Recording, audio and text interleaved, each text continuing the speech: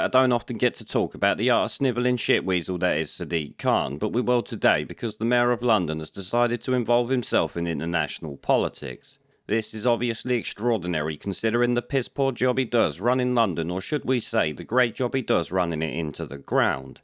Either way, with knife crime and gun crime rampant in London, this tit should be hiding in a hole somewhere too embarrassed to leave, especially after screaming Black Lives Matter last year.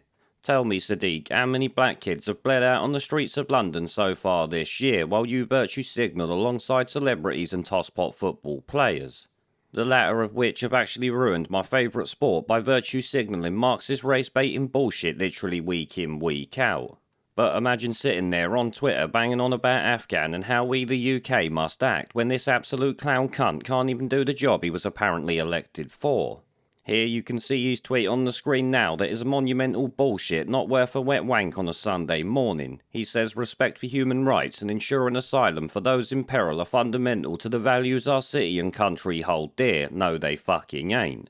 As tragedy unfolds in Afghanistan and we face a refugee crisis, the UK must act now to bring our allies together and do all we can to protect the Afghan people.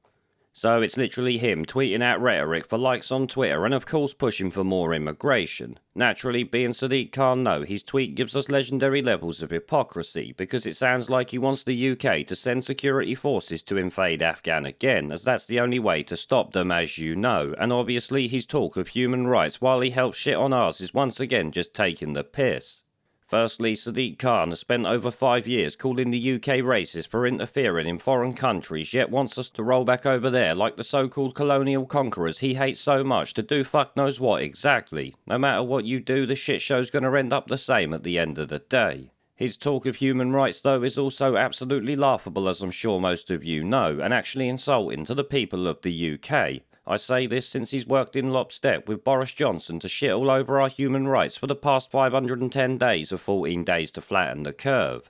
As many of you might remember, this complete twat wants new laws forcing people to wear face nappies on the tube and shit like that. Oh, and let's not forget his love for green policies that piss off the locals and cause massive traffic jams in London. Then you also have him running TfL into the ground, literally bankrupting it twice in under a year, wasn't it?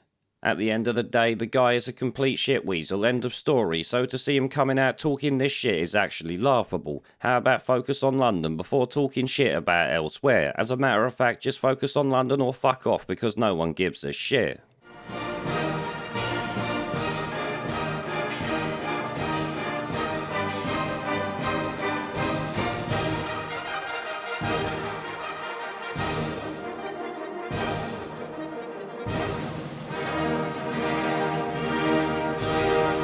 Where